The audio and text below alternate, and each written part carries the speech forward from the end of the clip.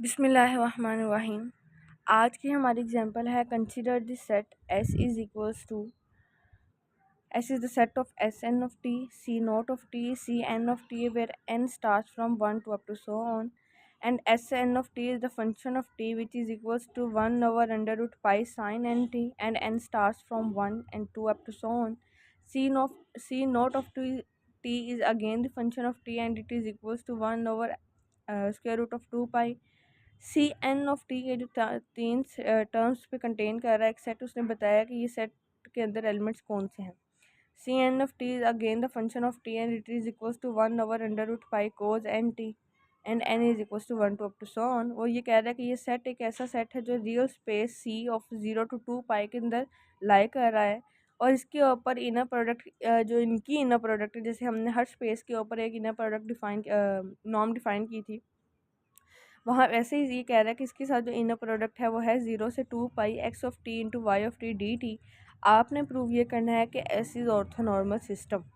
हमें पता है कि ऑर्थोनॉर्मल सिस्टम की डेफिनेशन ये कहती है कि आपके पास जब सेम एलिमेंट्स हो, यानी फॉर एग्जांपल अगर मैं बात करूँ एक्स अल्फ़ा और एक्स बीटा की, तो इनका इनर प्रोडक्ट जो है वो ज़ीरो आता है जब alpha is not equal to beta होता है, और जब ये दोनों सेम हो जाते हैं एक्स अल्फ़ा और एक्स बीटा, यानी कि इनका इनर प्रोडक्ट इक्वल टू 1 आएगा जब अल्फ़ा इक्वल टू बीटा हो जाएगा, यानी जब दोनों एलिमेंट सेम हो जाएंगे।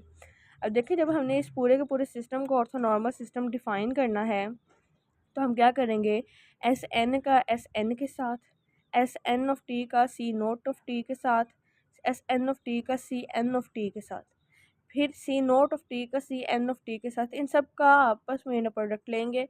फिर हम देखेंगे, ये चीज़ प्रूव करेंगे कि इनका अपने साथ यानी कि इट सेल्फ लें, फिर ही सेम होगा ना। इट सेल्फ लें तो आंसर 1 आ रहा है, और अगर आप किसी दूसरे एलिमेंट के साथ देते हैं तो इनका इनर प्रोडक्ट 0 आ रहा है। ठीक है, तो फिर अगर इस तरह ये वाली कंडीशन सेटिस्फाई होगी तो हम कह देंगे कि ये एक ऑर्थोनॉर्मल सिस्टम बना रहा है। और यहाँ पे जो इनर प्रोडक्ट लेना है उसकी वैल्यू हम इसको, ये जो गिवन है उसके लिहाज से इसको मॉडिफाई करेंगे। करते हैं इस स्टेप को। फर्स्टली हमने ये शो करना है कि S N of T is orthonormal. देखें, अगर हम सेपरेटली शो करेंगे S N of T, C nought of T, C N of T, तीनों को बताएंगे कि ये भी ऑर्थोनॉर्मल है, ये भी ऑर्थोनॉर्मल है, ये भी ऑर्थोनॉर्मल है, और अगर तीनों ऑर्थोनॉर्मल मिल जाएंगे तो ऑर्थोनॉर्मल सिस्टम बन जाएगा।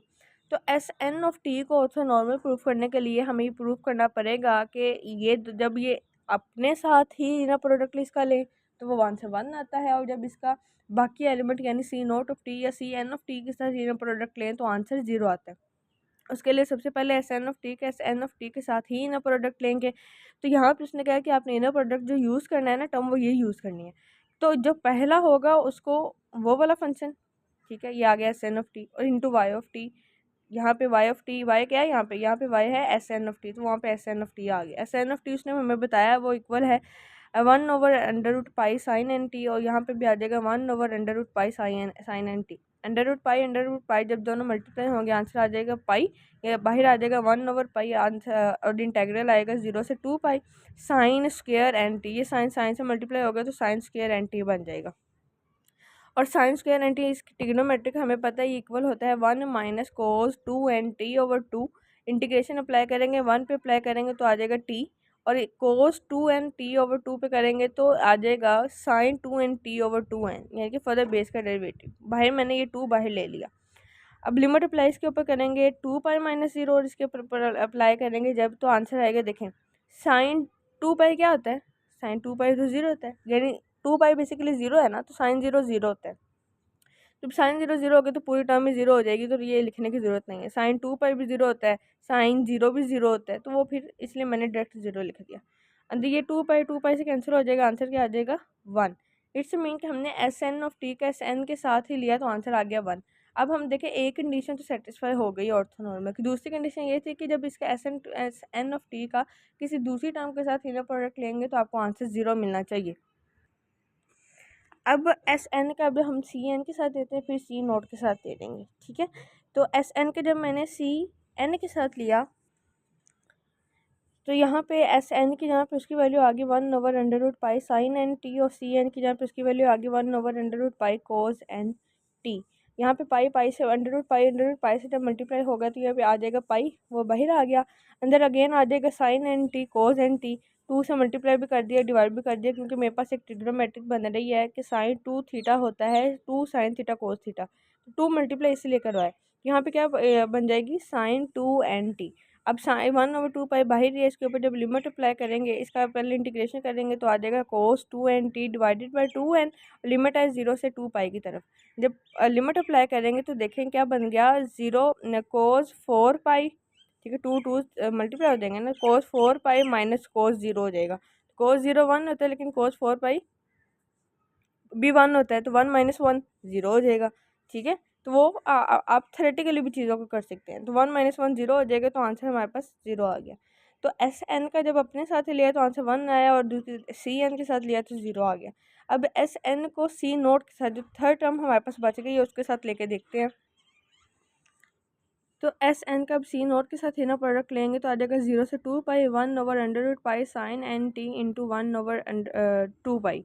ठीक है, तो ये जब इसी के साथ मल्टीप्लाई होगा तो आएगा हमारे पास, देखें आपके पास है पाई √पाई और मल्टीप्लाई हो रहा है 2/√पाई। ठीक है, तो जब ये इसके साथ मल्टीप्लाई हो जाएगा तो ये आ जाएगा 2 पाई स्क्वायर, स्क्वायर स्क्वायर से कैंसिल। ठीक है, तो बाहर क्या आ जाएगा, लेकिन 2 का तो स्क्वायर रहा है, पाई का स्क्वायर खत्म हो गया ना, तो ये आ जाएगा पाई√2। तो पाई√2 ये हमारे पास बाहर आ गया।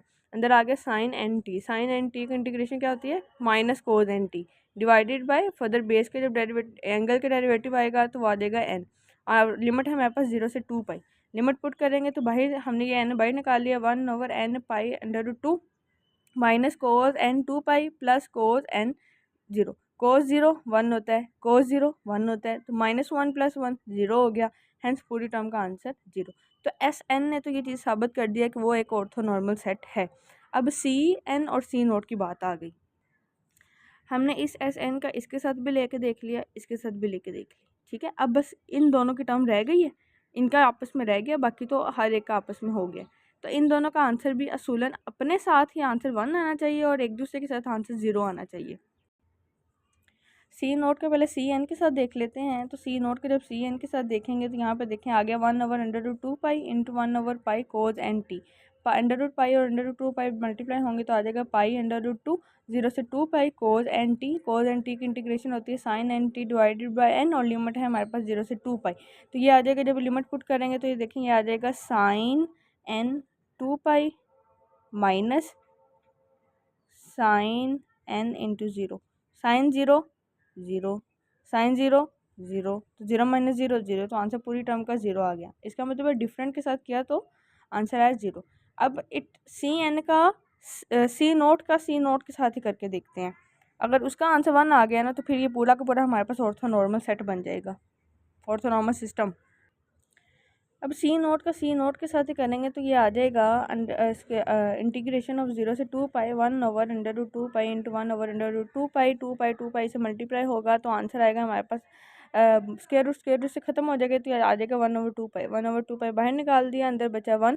1 की इंटीग्रेशन करेंगे टी के लिहाज से तो आ जाएगा टी। लिमिट है हमारे पास 0 से 2 पाई, लिमिट पुट करेंगे तो 2 पाई - 0 आंसर 2 पाई ही आएगा, तो 2 पाई से कैंसिल हो जाएगा, आंसर आ जाएगा 1।